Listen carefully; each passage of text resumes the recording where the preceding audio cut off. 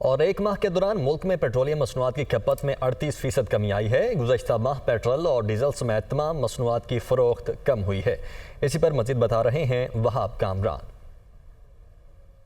دیکھیں جی، oil companies advisory council کی یہ دستاویز ہے جس میں معلوم ہوا ہے کہ اگست کے مہینے میں تمام پیٹرولیم مصنوعات کی جو کھپت ہے اس میں خاصی کمی واقع ہوئی ہے۔ سب سے زیادہ کمی جو دیکھی گئی ہے اگست کے مہینے میں وہ لائٹ ڈیزل کی کھپت میں ہے جو کہ 38% ریکارڈ کی گئی ہے۔ اسی طرح مٹی کا تیل بھی، اس کا استعمال بھی کم ہوا ہے۔ پیٹرول کی کھپت میں بھی 13% کمی دیکھنے میں آئی ہے۔ ڈیزل کی فروخت میں 22% کمی ہوئی ہے۔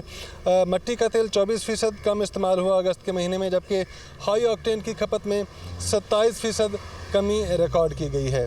ہماری حکام سے بات ہوئی ہے، اس حوالے سے ان کا کہنا تھا کہ جو بنیادی وجہ دیکھنے میں آئی ہے اس تمام تر صورتحال کی، وہ ایک تو اگست کے مہینے میں سیلاب کی وجہ سے پورے ملک میں مختلف مقامات پر سڑکوں کا جو انفراسٹرکچر تھا وہ تباہ ہو گیا اور لوگوں کی آمد و رفت کم ہوئی، گاڑیاں کم استعمال ہوئیں، تو ایک یہ وجہ ہے اس کھپت میں کمی کی۔ اور دوسرا، پیٹرولیم مصنوعات کی قیمتوں میں جو مسلسل اضافہ ہو رہا ہے اس نے بھی لوگوں کی قوت خرید کو کافی متاثر کیا ہے۔